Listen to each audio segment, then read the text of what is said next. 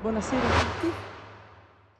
Il professor Franco Arato, accademico, che insegna letteratura italiana all'Università di Torino, è autore di numerose e belle pubblicazioni. Nella sua breve biografia ha indicato le più recenti: Parola di avvocato, l'eloquenza forense in Italia fra 5 e 800, e anche, per esempio, la cura nella serie gobettiana de Il volto di Satana di Oliviero Prunas del 2022.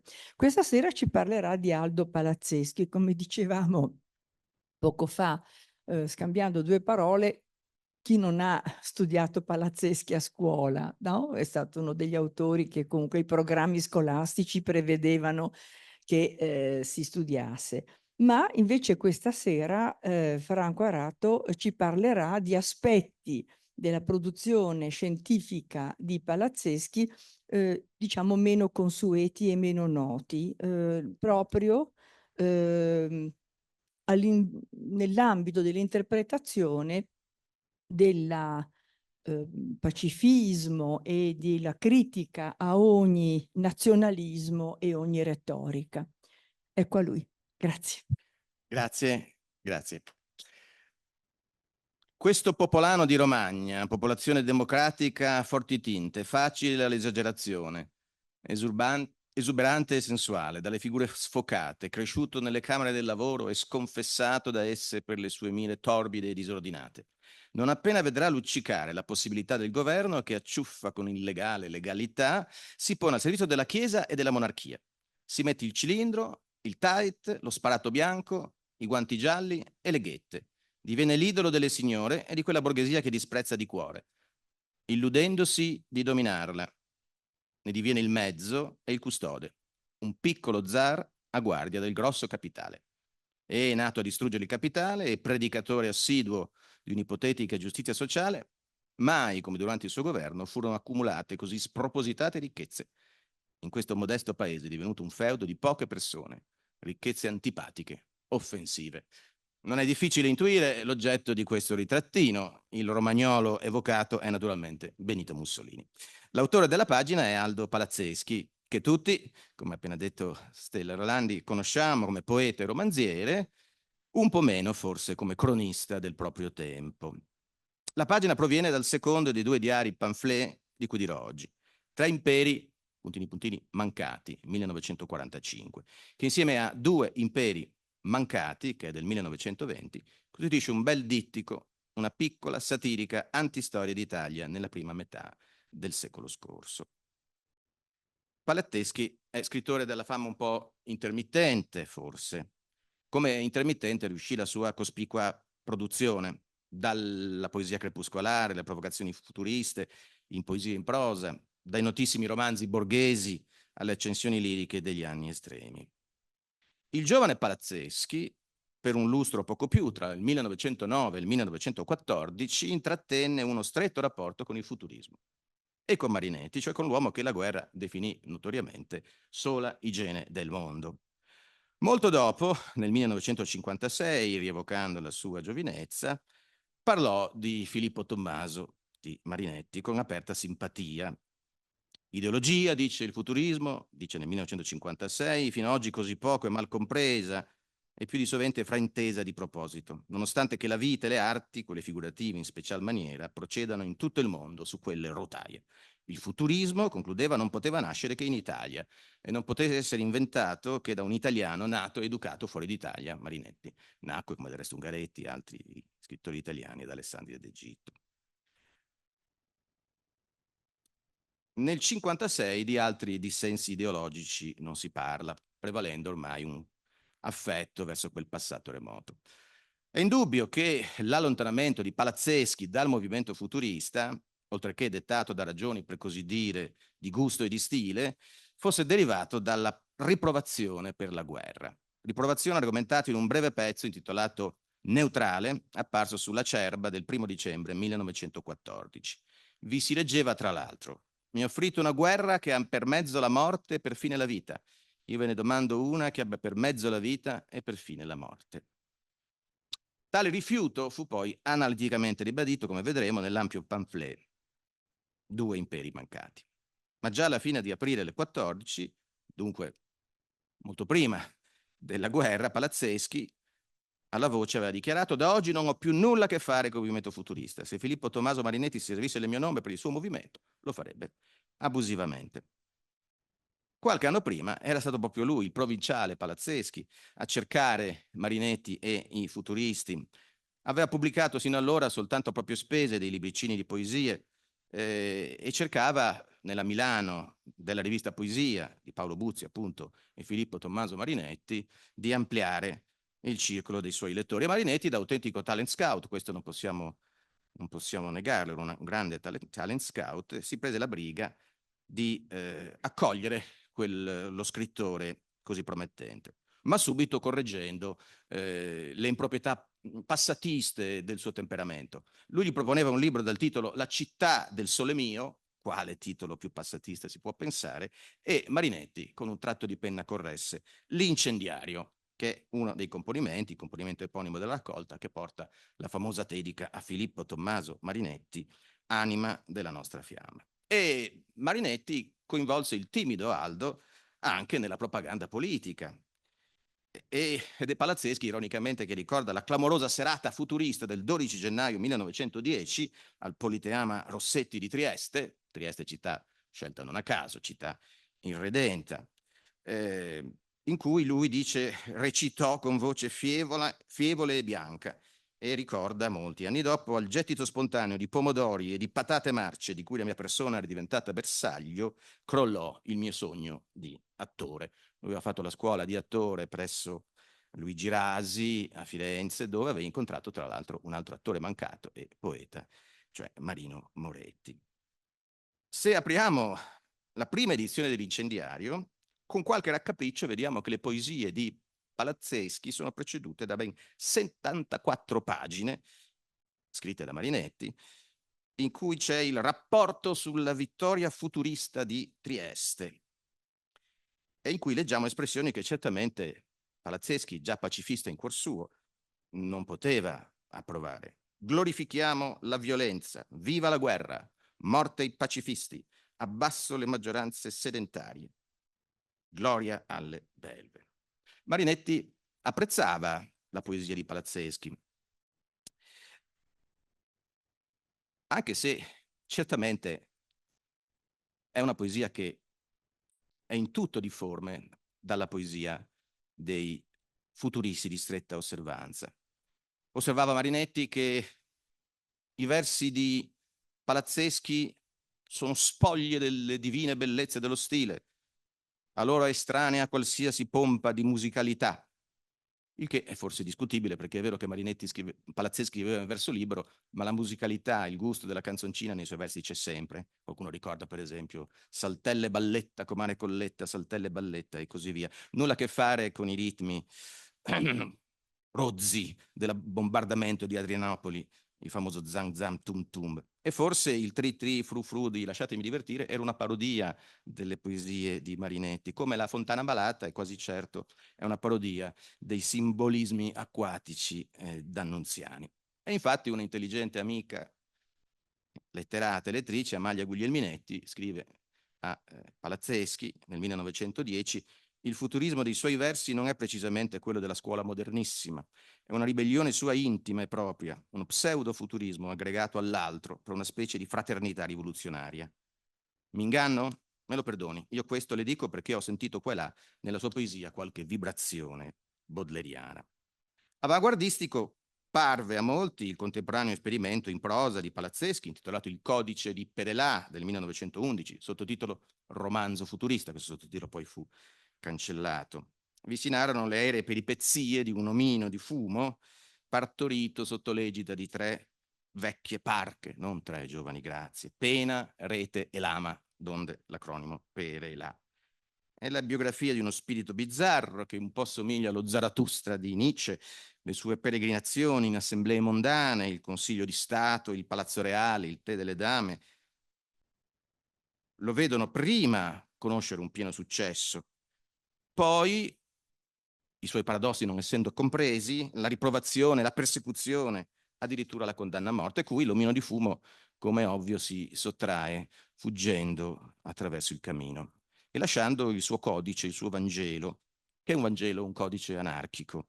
Mi chiamaste coi nomi più lusinghieri, mi strisciaste riverenti inchini, mi adoraste come si adorano le reliquie e i santi sugli altari, poi vi siete accorti che non valevo granché, che non valevo nulla.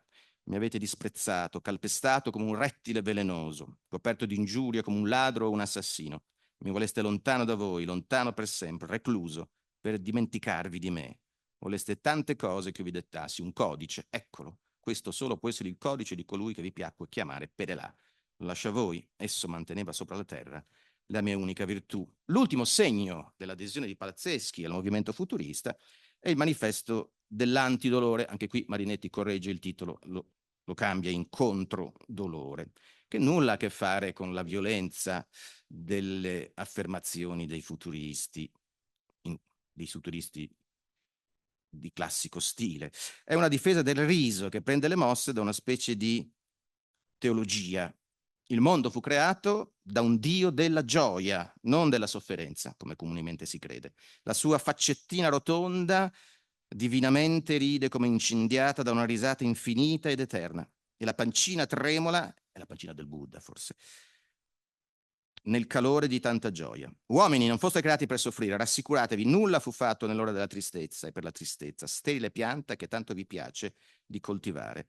Tutto fu fatto per il gaudio fecondo ed immortale. E c'è questa immaginazione paradossale e compiaciuta. Il dolore si sconfigge attraverso il riso. Fissate la morte bene in viso, vi fornirà tanto da riderne per l'intera vita. Io affermo essere dell'uomo che piange, nell'uomo che muore, le massime sorgenti dell'allegria. C'è anche l'anticipazione di certe terapie adottate molti decenni dopo negli ospedali, soprattutto gli ospedali per l'infanzia. Voi trasformerete e renderete confortable i vostri ospedali mediante 5 o'clock tea, soirée, esilarantissimi balli mascherati, veglie e veglioni. E come prepararsi all'incedere della vecchiaia? Anticipandola. Fin dalla prima giovinezza, dall'adolescenza, ti darai in braccio la vecchiaia. Se tu sapessi quanto è più allegro un giovane tinto da vecchio che un vecchio tinto da giovane. False rughe, perciò falsa canizia, falsa cecità, finti reumatismi, paralisi simulate, catarri, emicrania, cacaiola finta. E non manca la polemica contro la letteratura del dolore. Siamo nella direzione del uccidiamo il chiaro di luna di Marinetti, ma con più finezza.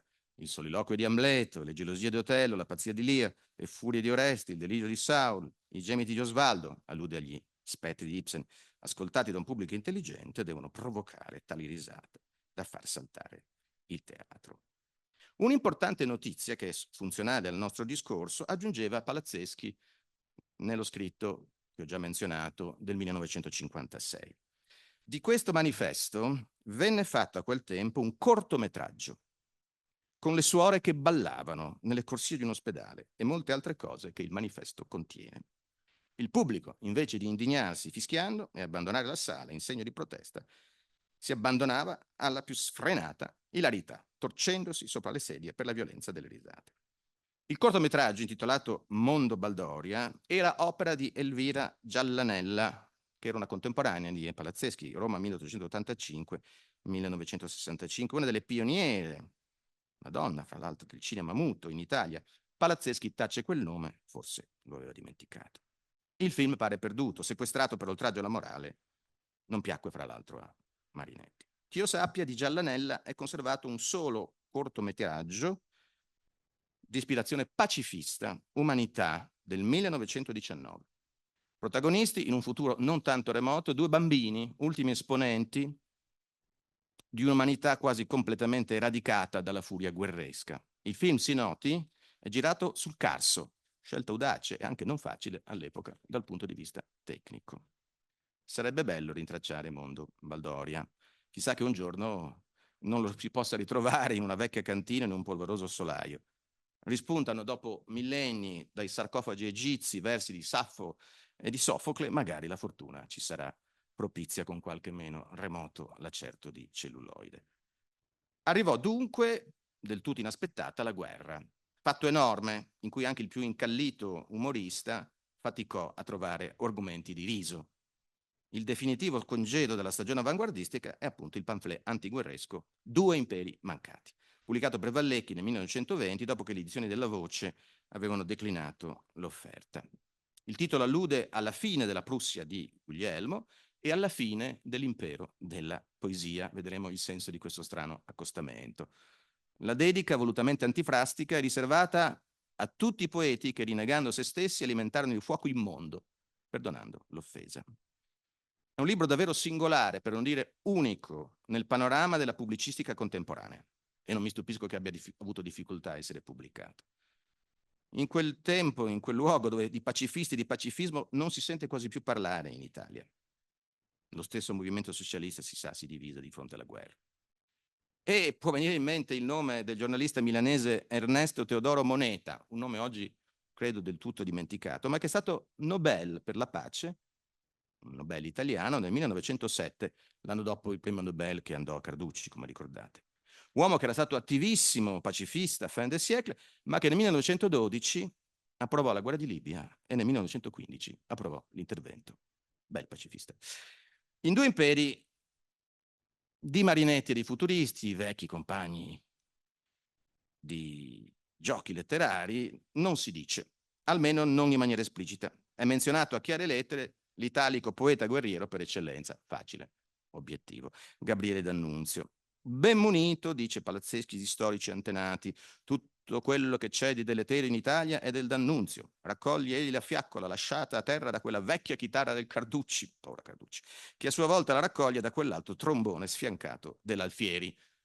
Ma mi pare che l'obiettivo sia colpito male, perché Alfieri, guerrafondaio, non ce lo vedo, insomma, tanti difetti, ma quello, un anti-rivoluzionario. Ma la polemica è fatta di queste oltranze. Gabriele D'Annunzio, cito, apre e chiude la malaugurata stagione della guerra. La guerra d'Italia, come fu fatta, altro non è che una spacconata d'annunziana, senza senso, senza abilità, senza profitto. E ve l'ha guarnita per tutti i suoi giorni, infiorata, incoccardata di inni, odi, canzoni, orazioni, invocazioni, imprecazioni, inaugurazioni, commemorazioni, avventure d'ogni specie, sulla terra, per l'aria, sotto e sopra l'acqua, come si fosse trattato di una grande partita di ginnastica. Un torneo nella quale tutta la gioia dei muscoli e dei polmoni dovessero avere appieno il loro sfogo. Marinetti, che aveva 13 anni meno di D'Annunzio e 9 più di Palazzeschi, andò volontario in guerra, quarantenne, ci tornerà quasi sessantenne in Etiopia, fu ferito, ma tornò al fronte, partecipando infine autotrasportato all'avanzata di Vittorio Veneto, cronaca di quella esperienza nello sconclusionatissimo L'Alcova d'acciaio. Certo, Marinetti non compì le clamorose imprese teatral guerresche di D'Annunzio, e quindi costituiva un obiettivo polemico meno vistoso, di là dal fatto che i futuristi, per conto loro, non amavano affatto il Vate D'Annunzio, il quale li sovrastava culturalmente e li disprezzava, anche se finì il Vate un po' per inseguirli nella prosa sincopata del notturno. Notevole l'osservazione di Palazzeschi sull'estetica della morte. Gabriele D'Annunzio ora è vecchio, la vita bella è passata, deve egli fare una morte come fu la vita, straordinariamente grande e bella. Palazzeschi di fatto non fece la guerra. Già riformato nel 1906, ai suoi 20 anni, 21, alla visita di leva, fu chiamato alle armi nel luglio del 16, ma restò in qualità di scritturale, addetto alle comunicazioni, poi di furiere, molto lontano dal fronte, tra Firenze, Roma e Tivoli. La testimonianza degli amici riferisce in quegli anni di un suo profondo stato di depressione che approdò a una prostrazione fisica. Nel libro v'è traccia di tale scoramento. Piccolo schernitore impotente di questa umanità, scrive a se stesso, sei ora capace di ridere di essa? Dov'è il tuo riso beffardo? Due imperi è una singolare, a tratti umoristica cronaca di vita burocratico-militare, intervallata da ampie e spesso veementi considerazioni filosofico-politiche. Con grande chiarezza Palazzeschi pone il problema che aveva affannato un'intera generazione. C'era una persona dalla quale questa guerra doveva venire subito condannata e respinta, l'artista, e su tutti il poeta. Era invece accaduto quasi sempre il contrario, e non solo nella chiassosa compagnia futurista. Si ricordi l'estenuante interrogazione del carducciano Renato Serra, in esame di coscienza di un letterato, che al fronte andò subito e subito vi morì. Ecco come Palazzeschi contrappone il suo ideale romantico dell'artista all'engagement del moderno poeta soldato. Una guerra senza idea, la cui anima folle e perversa serviva bestialmente il più laido e vile affarismo, l'interesse più cinico, come poteva essere accettata da lui, il poeta, anima errabonda, naufraga nelle sudice acque della società che di lui si disinteressa o falsamente se ne interessa, e alla quale solo pochi altri naufraghi si aggrappano ardentemente, ma che una fiamma interna illumina e nutrisce e rende più felice e orgoglioso di qualunque miliardario? Non crede Palazzeschi all'idea di nazione. L'Italia è un arlecchino, i cui leggiadri colori tutto si fa per ridurre ad un malinconico grigio, allude al particolarismo delle 100 città.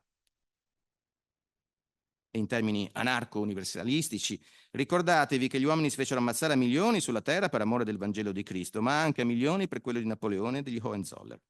Il fondo del pacifismo di Palazzeschi è cristiano. In esergo c'è la citazione evangelica, perdonate e sarà voi perdonato, ma anche risolutamente anticlericale, perché il Papa non è uscito dal Vaticano con la croce in mano a predicare la pace invece di contentarsi di deplorare tardivamente, 1917, l'inutile strage? Ecco il sogno. Si scomunicano i combattenti, si maledicono gli eserciti, si vietano i cappellani. Ma sappiamo, andò ben diversamente.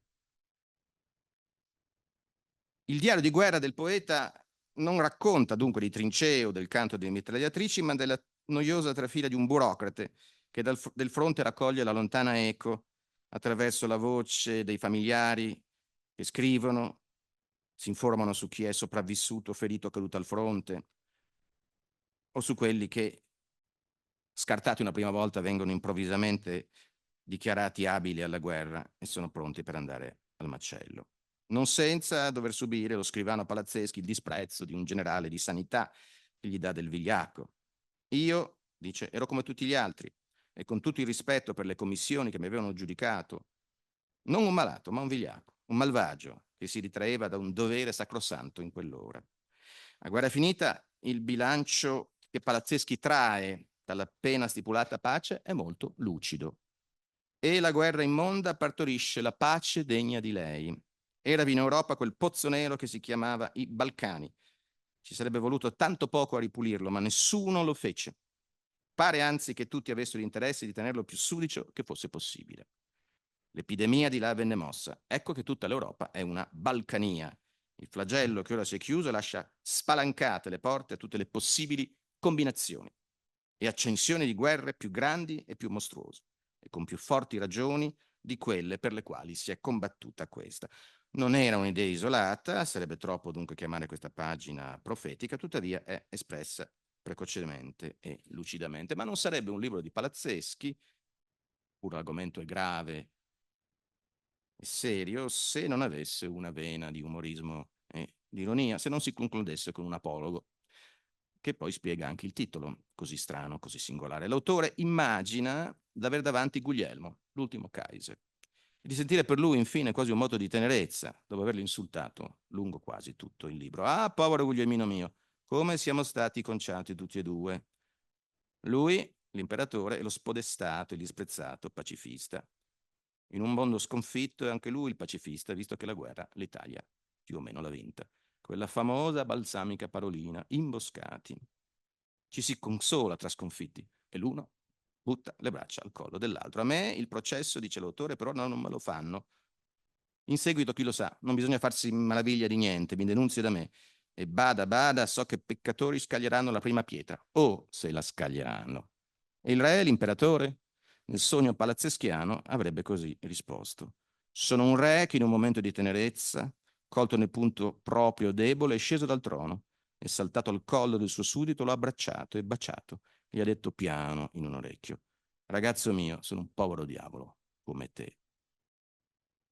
Simpatia per gli sconfitti, anche se vedremo subito che per la nazione tedesca non manifesterà più alcuna simpatia nel seguito della storia. In un articolo sulla Cerba, scritto a ridosso della guerra, ricordo che di Guglielmone, ancora sul trono, Palazzeschi aveva scritto: dobbiamo assolutamente schiacciare la sua testa ora che siamo capaci di giudicarla. Chi meglio di me può sentire questa terribile necessità? Ma per farlo bisogna farsi come te, venire sulla tua via, conciarsi del tuo sangue. Durante il ventennio nero, Palazzeschi non fu un oppositore esplicito, ma non si accodò in nessun modo alla sequela dei servitori del regime. Marinetti gli aveva proposto di entrare nell'Accademia d'Italia, ma poi il suo nome era stato cestinato personalmente da Mussolini e Palazzeschi, che non voleva spiacere al suo vecchio amico Marinetti, provò sollievo per questo. Recenti ricerche d'archivio ci ricordano che nel 1938 Palazzeschi fu oggetto di indagini preliminari di polizia dopo una segnalazione dell'opera. La cronaca aguzza e satirica del secondo libro, da cui sono partito con quella citazione, Tre imperi mancati, il terzo sopravvenuto all'impero fascista naturalmente, è certo diversa dal primo libro.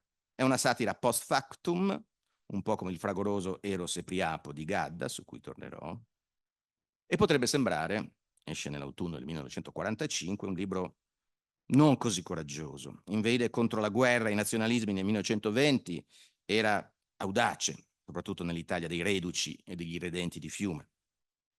Invade contro il fascismo italiano e germanico nell'autunno del 1945 costituiva invece quasi un rito obbligato.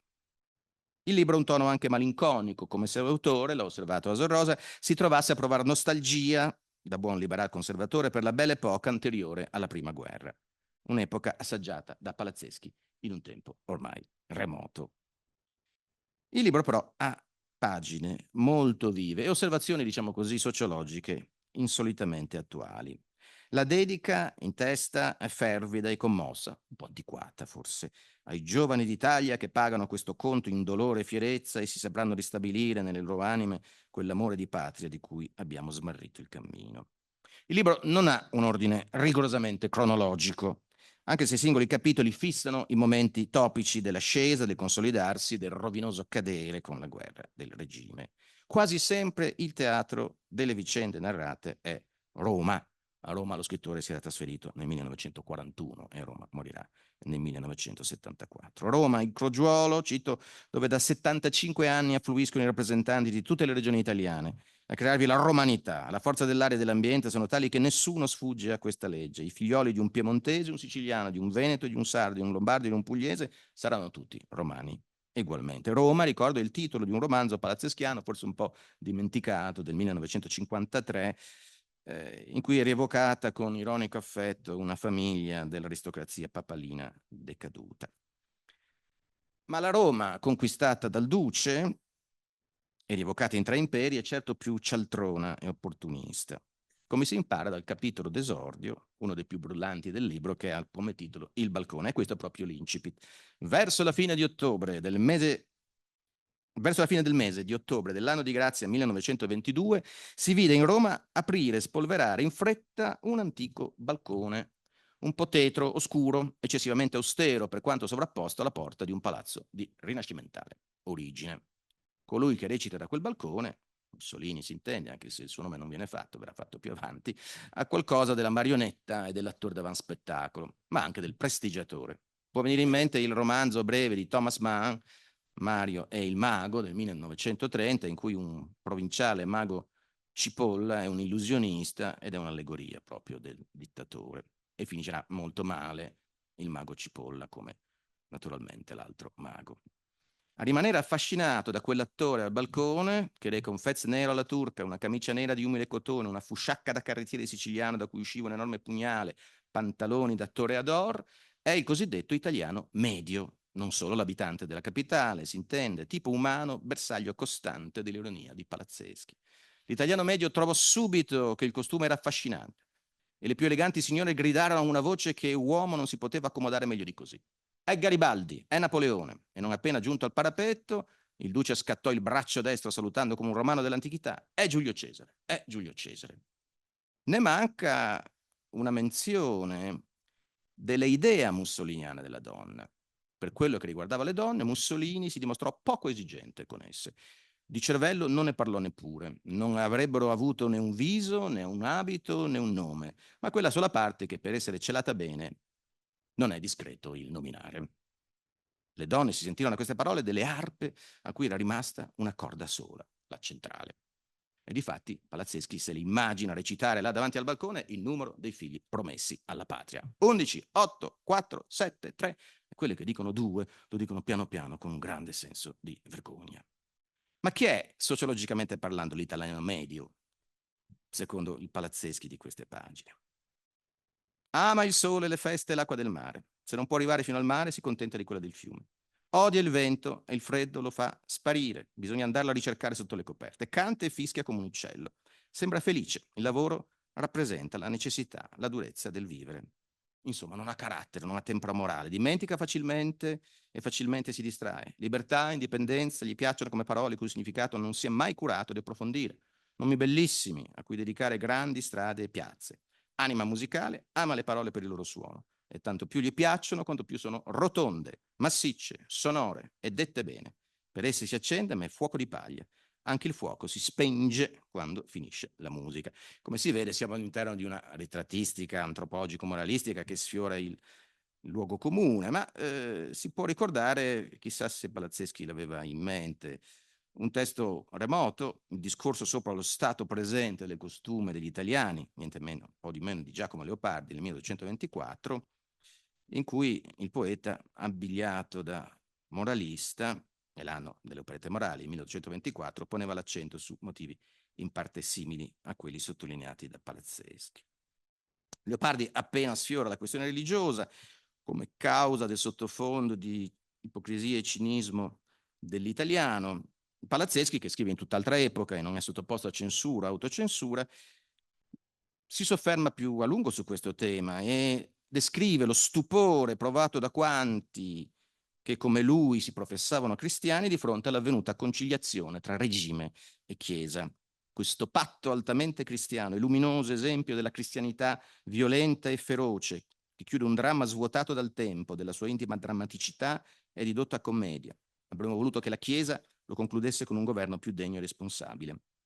E rimanemmo stupiti il giorno 4 di ottobre del 1926, quando dall'altare di Assisi il cardinale Mary del Val, legato pontificio, alludendo al duce, disse: quest'uomo inviatoci da Dio. Mary del Val era stato papabile, uno spagnolo, rivale di Paparati, il quale poco dopo, 3 anni dopo, dirà qualcosa di molto simile a queste parole del Val, parlando di uomo della provvidenza.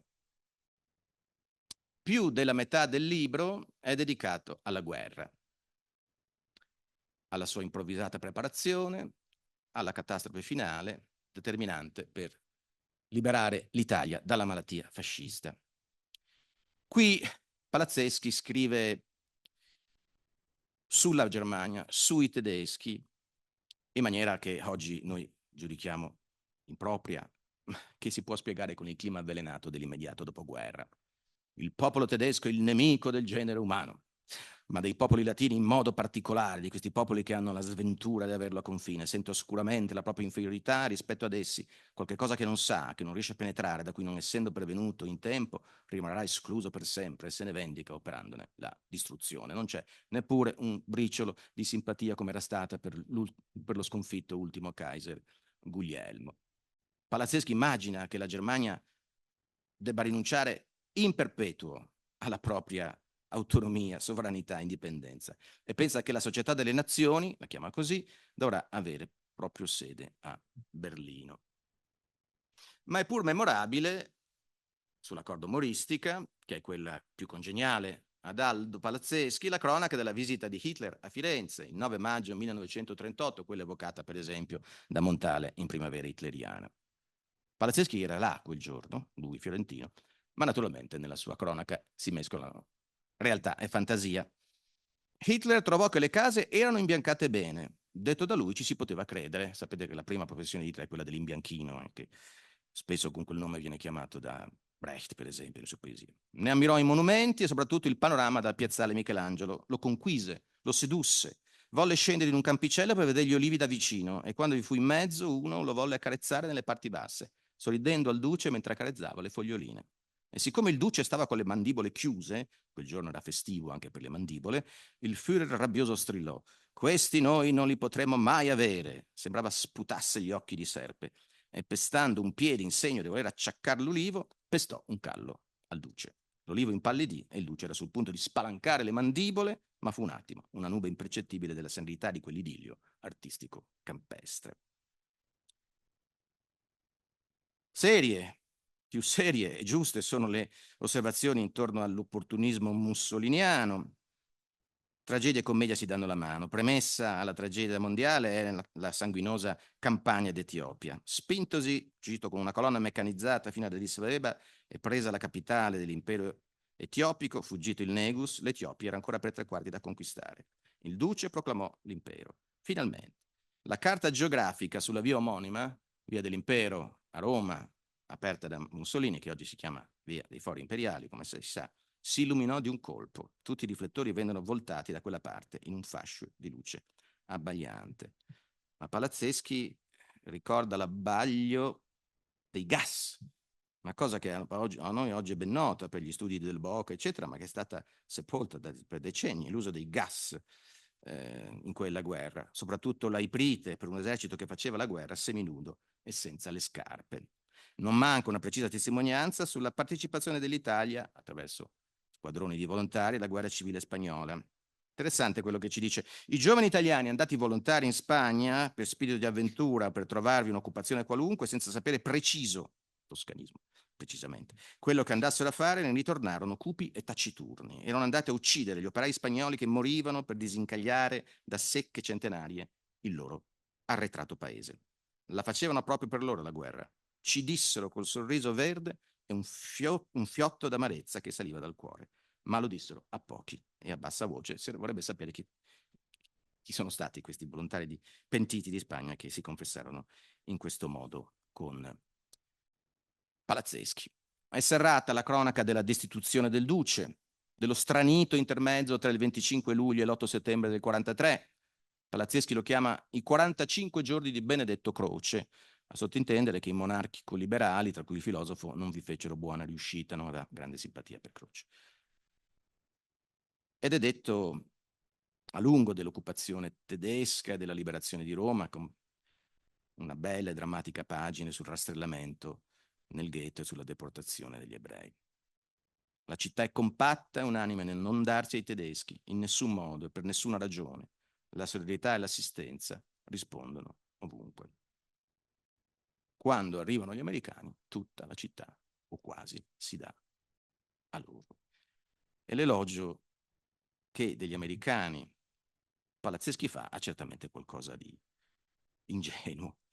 L'americano si carica sopra le spalle il peso della guerra, con la semplicità e la destrezza del suo corpo vigoroso di soldato laico, ben nutrito, ben vestito, lavato, prodotto di una sapiente educazione fisica e con la disinvoltura di una competizione sportiva.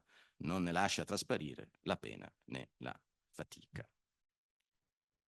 La cronaca della cattura del duce, in fuga verso la Germania, ha invece qualcosa di umoristico, che peraltro corrisponde alla verità della storia. I patriotti, con 2 T, hanno in mano Milano e tutta la Lombardia.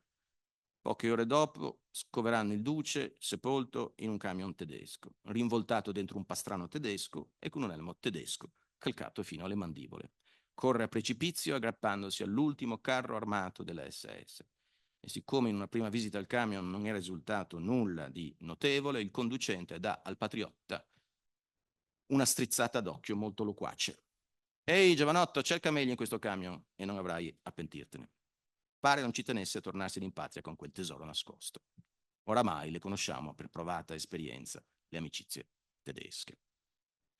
Il libro si conclude con una perorazione, anche qui non priva di ingenuità, all'amicizia dei popoli latini con i nuovi padroni anglo-americani, e anche con una confessione che sgorga spontanea dal cuore di un italiano che un po' si vergogna per la pessima riuscita dei suoi concittadini e sua in quel secolo. Una grande indulgenza deve essere usata nel nostro paese per l'operato di tutti fino al giorno 8 settembre. Fino a quel giorno tutti siamo legati e responsabili ugualmente. All'arbitrio e all'errore degli uni risponde una imponderabile debolezza e viltà da parte degli altri. Quelli che vedevano giusto dovevano agire, offrendo la propria vita per salvare il paese. Può bastare il sangue di un uomo a salvare un paese. Non lo abbiamo fatto e oggi della nostra opposizione ci vergogniamo più che se avessimo portato all'occhiello per 21 anni il distintivo del duce. Vedete? È una confessione sincera. Ed è tipico di questo libro l'alternarsi di considerazioni di questo tipo, molto personali, al gusto del ritratto ironico, creatura grottesca, quella del duce, ma che aveva conquistato molti italiani e cui gli italiani non si erano ribellati. Carlo Emilio Gadda, l'ho citato prima, recensì nel 1946, con qualche ritardo, sul Fiorentino Mondo, il libro sottolineando le capacità affabulatorie dell'autore. Aldo ci dà la cronaca delle deformazioni strutturali che i fatti e le persone del dramma, e soprattutto il pupazzo numero uno, il laido protagonista della laida farsa, hanno via via subito nella sua perorazione. L'uomo inquieto dei destini fraterni, ammalato d'amore, aggrappato ai vecchi e validi spuntoni del buon senso, che è il senso della vita, e dotato a un medesimo tempo di una certa allucinata fantasia che il dolore ha stimolato, esasperato fino al grottesco. È indubbiamente ben detto. Il tardivo pamphlet di Gadda, Eros e Priapo, pubblicato a metà degli anni 60 e dedicato al fascismo, ha altro carattere, intriso com'è nell'acre inchiostro dell'indignazione. Gadda, del resto, da buon nazionalconservatore, col regime ebbe varie compromissioni. E se pensò davvero, durante il ventennio, i pensieri che mise su carta molto dopo, quegli stessi pensieri tenne nascosti. È noto che scrisse, per esempio, uno sperticato elogio del generale Emilio De Bono, combattente in Etiopia. Non l'avremmo mai potuto pensare, e infatti così non fu, sotto la penna di Palazzeschi. E in veste di ingegnere cosmopolita lodò senza esitazioni, per esempio, il programma dell'autarchia economica del regime. Quindi mi pare di poter dire e aggiungere che il merito di questo secondo pamphlet di Palazzeschi non sta soltanto nel gusto letterario della rappresentazione del grottesco. Scrivendo contro le guerre e contro i regimi, non dimostra Palazzeschi di essere soltanto uno scrittore felicissimo, capace di mettere alla berlina le cupe maschere di guerrafondai e dittatori. Le sue idee anarchiche, il suo pacifismo cristiano, la sua insofferenza per la retorica, addirittura le sue proposte politiche meritano di essere prese sul serio. Egli fu, a tutti gli effetti in Italia, al momento di riconoscerlo, uno dei più efficaci polemisti della prima metà del Novecento. Grazie.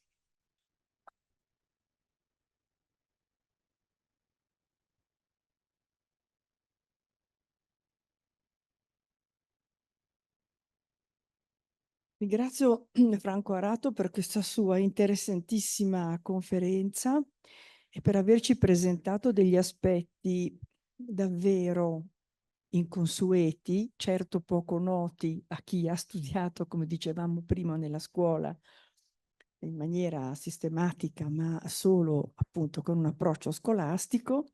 E davvero mi ha colpito personalmente l'attualità di alcune considerazioni.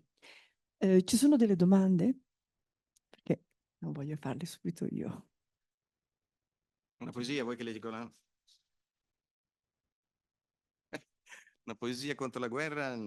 Sì, ce ne sono. Ma non so se a scuola, forse non si legge perché, perché Palazzeschi fu amico del giovane Paolo Poli, che ne fu un grande interprete. Si possono trovare su internet molte recite di Poli.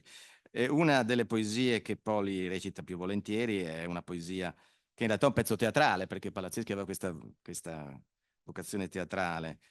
La famosa Visita alla contessa Eva Pizzardini Ba, forse a scuola non l'avete letto, forse sì. E naturalmente i due personaggi, l'uomo e la donna, Paolo Poli li fa insieme, ovviamente. Ed è un testo divertente, insomma.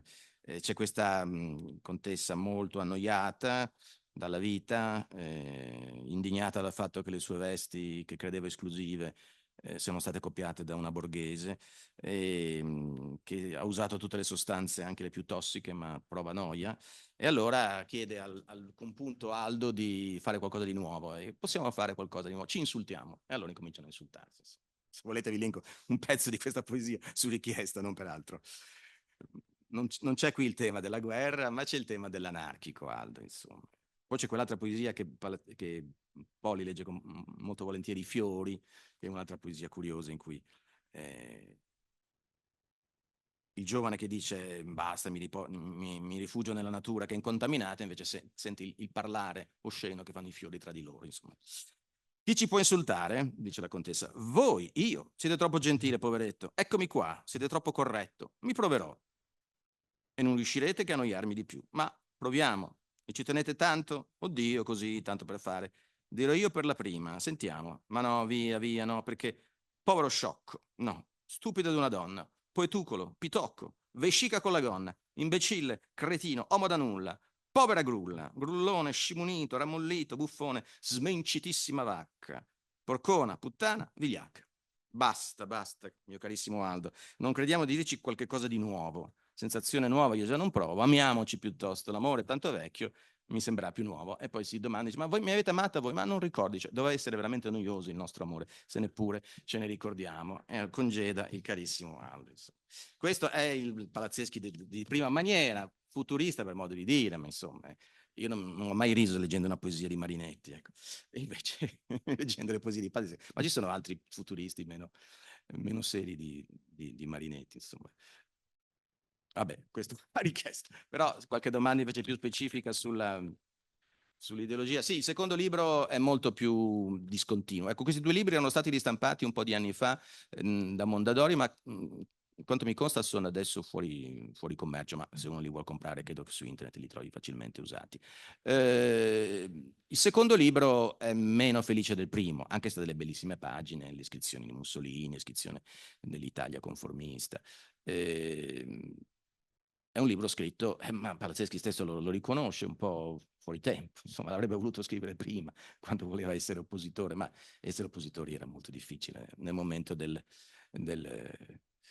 trionfo del regime. C'è poi questo inno all'America, si conclude proprio il libro, non l'ho letto, con un inno agli americani, il popolo più generoso del mondo, che ci assicurerà la pace, anche se c'è un riferimento a questa arma micidiale che essi avevano appena usato, che forse avrebbe dovuto far fare qualche domanda a Palazzeschi sulle vere intenzioni pacifiche di questo popolo. Ma insomma, c'è questo sentimento sincero in questo libro che ha tante pagine umoristiche di scoramento, insomma. È un libro, sono due libri di un doppio sconfitto. Il primo sconfitto è quello che ha predicato il pacifismo, che è stato invece definito un vigliacco, un imboscato, e contempla l'Europa che andrà presto in braccio a una nuova guerra, insomma, cosa che molti sapevano già, ma insomma lui lo dice con grande chiarezza.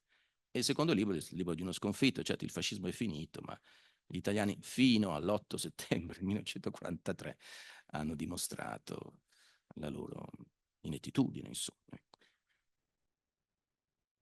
Interessante la prima frase di esordio, così attuale. La descrizione del popolano di Romagna? Sì, è molto bella. Sì. E poi il riferimento a un gruppo sempre più esiguo ma potente, quindi profetico, Sì, sì, sì. anche sulla base di ciò che le statistiche ci dicono oggi. Sì, sì, sì, è vero. Sì, poi le osservazioni sull'italiano medio, beh, insomma, quelli sono un pochino più generiche, ma insomma. C'è un passo che poi non ho letto, ho saltato, mi sembrava essere troppo lungo, sulle canzoni, no? Interessante questo. Dice, il fascismo ha tentato di diffondere delle canzoni patriottiche, ma queste canzoni non le canta nessuno. Non le cantano. Gli italiani sono sempre stato un popolo canterino, ma le canzoni che si cantano ancora, e credo che sia una constatazione giusta, verosimile, o sono le canzoni del Risorgimento, negli anni 40, durante la guerra, Addio mio bella addio, sono le canzoni del Piave, insomma, le canzoni che forse sul Ponte di Perati era una canzone della campagna di Grecia, o mi sbaglio, però non è cosa popolare, insomma. Ecco. È un indizio della impopolarità della guerra, insomma. Domanda anomala, alla luce Speriamo di... che io possa No, rispondere. no, ci sono dei... E da ignorante di questa materia, quali sono? visto che in questi ultimi giorni da più parti si parla di prezzolini, ci sono degli elementi di confronto, si possono Sì, beh, fare, loro si perché hai conoscevano. citato la voce, a un certo Sì, punto si conoscevano bene con Prezzolini, ci sono anche dei carteggi in parte pubblicati. Eh, Sul problema della guerra, naturalmente, erano gli antipodi, questo è evidente. Io non so quale fosse il giudizio di Prezzolini sulla produzione letteraria di Palazzeschi, che si muove tra crepuscolarismo e futurismo. Certo, per i futuristi Prezzolini non aveva una grande simpatia. C'è una pagina abbastanza strana, proprio su richiesta di Prezzolini, se non mi ricordo male, lui viene invitato, Palazzeschi, qua adesso non ce l'ho sotto mano, a fare una commemorazione del, ehm, dell'esame di Renato Serra, Cioè, Renato Serra muore, come sappiamo, subito a maggio, prime battaglie sul Carso.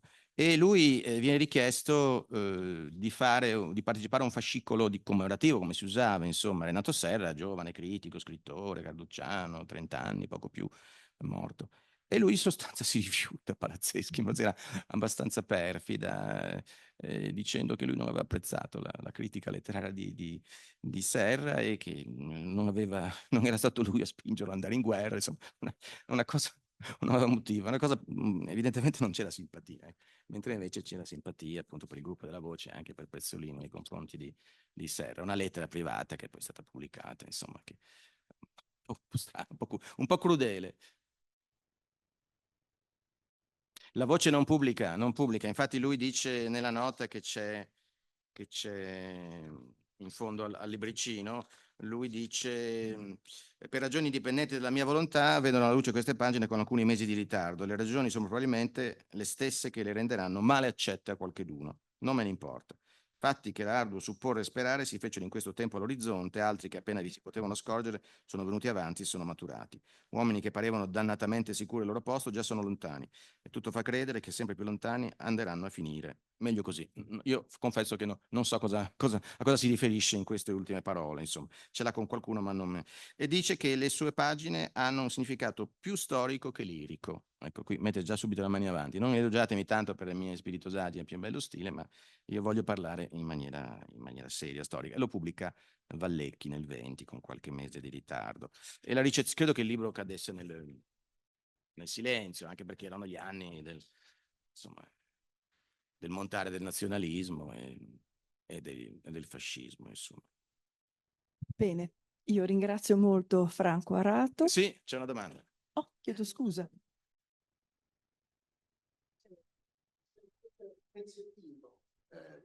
Mi è venuto in mente quando hai parlato di quel giudizio ingenuo, hai definito sull'America, 45.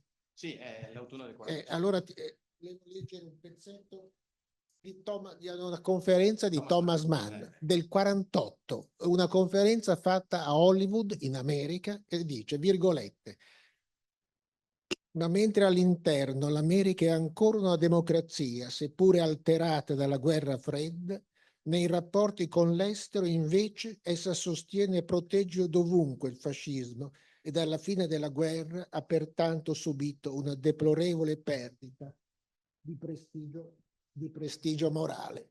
Difende il fascismo, dice. Sì. Ovunque, al di fuori, protegge dovunque il fascismo e dalla fine della guerra ha pertanto subito una deplorevole perdita di prestigio morale. È veramente Contrario. il contrario. Qui abbiamo un americano che può dirci qualcosa su questo problema. 48. Scritto dice in America del 48.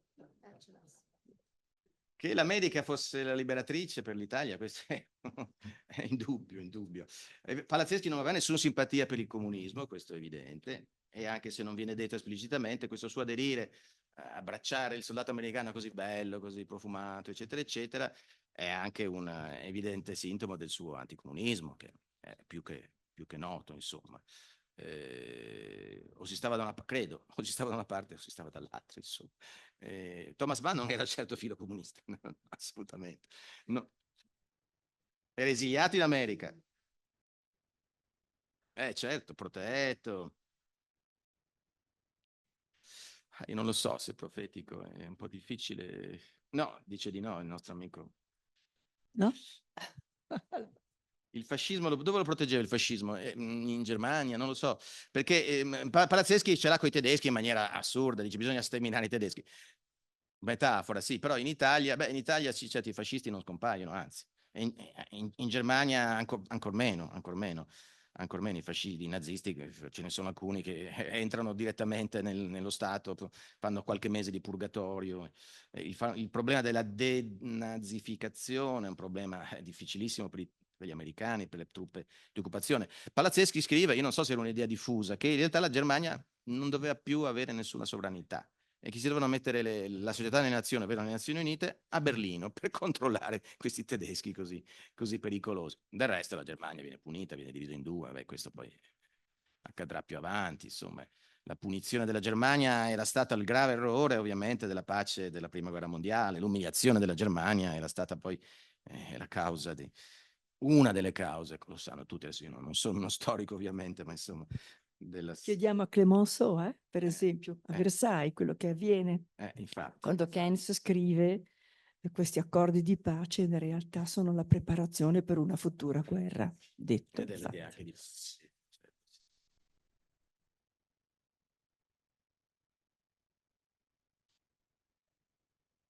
Certo, lui è uno scrittore, però ha delle idee lucide, sì. Poi il suo pacifismo è qualcosa di assolutamente singolare, insomma, un pacifismo cristiano in sostanza, ma ce l'ha con la Chiesa, come si vede, come si legge, insomma. È in minoranza, assolutamente. È sempre in minoranza, Palazzeschi. Bene, io vi ringrazio e vi dico che lunedì 7 ottobre Alessandro Morelli, già professore dell'Università di Genova, parlerà di sonno e anestesia. Sono ancora oggi misteriosi oppure la funzione energetica della mielina ci consente di decifrare il meccanismo di entrambi? Un quesito cui forse risponderà.